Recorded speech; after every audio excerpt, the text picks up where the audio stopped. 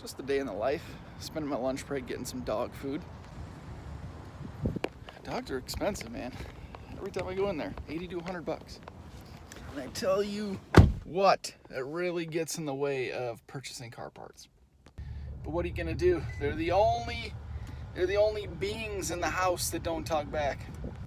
What's going on, everybody? Welcome back to the channel. Thank you for stopping in. If you're new to the channel, hit the subscribe button right now and hit the bell as well. You want to stay up to date on all the things we got going on this summer. Had a great weekend, guys. Got the car all polished up. If you follow me on Instagram at One Fine Trek, same number. Name's about to change. But if you follow me there, you'll see that I got the car polished up really well this weekend. It's not perfect. It's not perfect. The soft paint that Infiniti uses, or Nissan, whatever, is difficult to work with. I swear this thing gets scratched up even using brand new, very soft microfiber towels. It was a good day overall, great Sunday, but at the end of the day, I noticed my wedding ring is gone. I know I had it on during the car washing session, because I even made a point as I was drying the car off. I said to my wife, I need to get one of those silicone rings for the weekends and for car shows and things. When I'm messing with the vehicles, I don't want to scratch them on accident with the wedding ring. So I was looking at it and kind of making that comment, and just a couple hours went by and I noticed after we ate dinner that the ring is gone. So it's got to be around there somewhere, either in the yard or in the house somewhere. I tore the garbage cans apart. I looked everywhere in the grass, couldn't find it. It's been a couple days now, but it may turn up. But I have a feeling we're going to have to replace the dang ring, which I wasn't budgeting for. So I'm sure my wife, or I'm not sure how she's going to react when she discovers some of these car parts showing up on the front door over the next couple of days.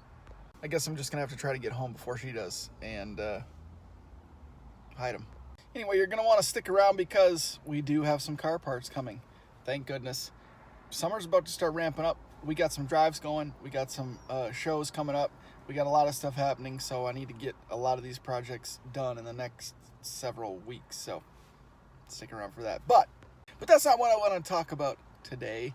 If you're driving a Q50, Q60, or G37 even, if you're in any of these forums or Facebook groups, you know that a certain vehicle has been a topic of discussion over the last year or two.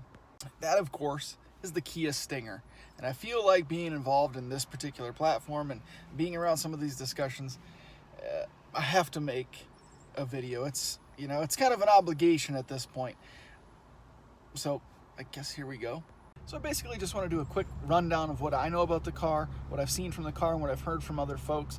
But ultimately, I want to get your feedback. So if you could leave your comments in the comment section below. I would really love to know what you think about this car. How do you think it looks? Do you think that it actually performs as well as it should? Is it living up to the hype and up to its name?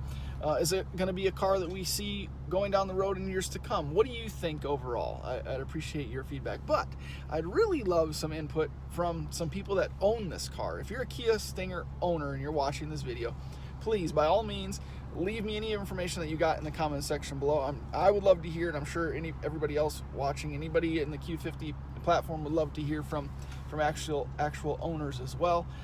Does the car really perform as well as we think it does or it can? What do you think in terms of how long this car is going to last? Is it durable? Is it reliable? Any information that you can provide us would be greatly appreciated. I'll tell you right away that unfortunately it starts off in a hole just because of the name Kia that's attached to it, right? But let's try to look at this as objectively as possible, shall we? Kia Stinger comes in several different trim packages, all the way from base all the way up to the GT2, ranging from about $33,000 all the way up to $52,000 for a Kia. Comes with a 3.3 liter V6 engine with a rating of about 365 horsepower. Has an 8-speed automatic transmission. The rear-wheel drive version can come with an LSD, which is pretty sweet, or like the GT2, you can get all-wheel drive, which is pretty awesome as well. They say it's capable of a 0 to 60 time in stock form at about 4.7 seconds, 4.6 seconds, not too bad. So let's break this down completely. The Kia Stinger actually has a pretty significant following, which is really nice to get a big group of enthusiasts together help troubleshoot issues, help discuss different modifications that can be done to the car, things like that. Just the same thing that we have here for the Infiniti or the Q50 platform. They seem actually, I don't want to say better, but there's strong support for the Kia Stinger, I'll say that. The only thing that I'm really seeing or hearing about in terms of issues with the car is a grinding from the differential, especially during left-hand turns from what I can tell, and also some squealing at idle or when the car is shut down. Apparently there's a fix for the grinding. Some people have said it's due to rubbing of exhaust components. Others have said that it's there's a factory issue, not necessarily a warranty, but more of a pit stop repair type thing, a PST, I guess you'd call it. They just basically change out the differential fluid. So apparently that's a resolution to the issue. The squealing could be a belt issue or could be a turbo issue. That's just a couple of the complaints that I've seen come across the forums. Other than that, really, actually to this point, sounds like a pretty solid platform. So it's got that going for it. In terms of power and performance, really, there's nothing you can deny. The car is pretty stout. I've seen the car dyno on a DynoJet stock at about 317 horsepower and 360 foot-pounds of torque, so no joke. That same car, they were able to get 366 foot-pounds of torque, but it did drop a couple of horsepower at peak. So still, pretty significant numbers out of a stock car and out of a Kia at that.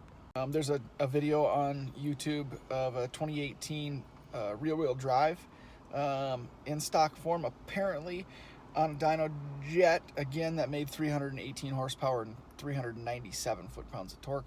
There's one that was slightly modified that made more power, made let me check my notes here, 327 and 398 foot-pounds of torque. Again, with some modifications, but that was on a Mustang dyno. It sounds like from some of the reviews the car handles pretty well for being a relatively long wheelbase car. It's not super compact and nimble. I guess, it's kind of a grand touring type car anyway, but it actually performs really, really well. The LSD is very helpful in a rear-wheel drive car, and you can't really complain about an all-wheel drive car. Just tons of grip. Putting that power and torque to the ground is a real benefit for this car. In straight line racing, I saw a stock Stinger do 12.8 in the quarter. That's pretty good. And I saw one that was slightly tuned, I think maybe, or tuned, but slightly modified to do a 12.2. I'd say with a good set of sticky tires and a nice tune, this thing could go well deep into the 11s without putting much effort into it at all. Let's talk a little bit about looks of this car, shall we? The front end looks a little catfishy to me, especially with those big openings, almost like large gills on a catfish on the side. There you go, see what I mean? The front grille itself is just kind of, to me, there's not really much character at all. From the profile view, it's relatively sleek. I'm not a huge fan of that kind of chrome accent piece behind the front wheels. It's almost reminiscent of a BMW. I'm not a huge fan of that part. The rear end is okay. I'm not a super big fan of that either. It's relatively plain. Again, not a whole lot of character. It actually kind of looks Charger-ish to me. Take a look. Stinger and oddly similar Charger. Come to think about it, the front end is a little bit Charger-ish to me too. The headlights are different, but look at the grills. They're almost the same shape. The interior really isn't too bad. It's pretty decent. The main cockpit area is clean and functional. No really complaints about that. Steering wheel, again, just lacking character to me. The center console is over the top. The color combination isn't so bad, but the shifter knob is just massive. It just kind of looks a little bit out of place to me. The main, command center area is, I don't know. There's like 3 vents that look like it came out of a World War II airplane, and then it's like the massive screen was like an afterthought that they just threw in after the car had already been made. There you can see those vents, and look at that screen stick out like a sore thumb. Actually, the seats look quite comfortable. I like the bolstering. It's really racy and sleek, but it does look comfortable. I've never felt the seats personally, but it looks to be a halfway decent quality material that's used, and the back seats look pretty good as well. Overall, to me personally, there's nothing like spectacular or standoutish about this car other than the fact that it's seemingly borrowed some elements from the Charger or maybe even a BMW, which is a little bit confusing to me. They seem to make great power and torque numbers right out of the box, and there at this point seem to be very few consistent complaints about the car, which says a lot. They seem to hold their own on the road course, and they're pretty impressive, and it's hard to deny in straight line racing at the drag strip. The seats are nice, but the interior is a little bit confusing. It's kind of like they couldn't decide what they wanted to do, so they just threw it all in there, and then when it was all done, they're like, oh crap, we actually want a big screen TV just mounted on the dash. But you can really make these cars look pretty sweet. The car that was at SEMA with the front splitter and some side skirts and a nice set of wheels and some sticky tires, the car actually looks pretty decent. But you can't get around it. $50K for a Stinger kind of makes me throw up in my mouth a little bit. But, you know, we'll see how these things last. I mean, they're certainly trying to jump out and make a name for themselves in terms of luxury performance or grand touring type cars.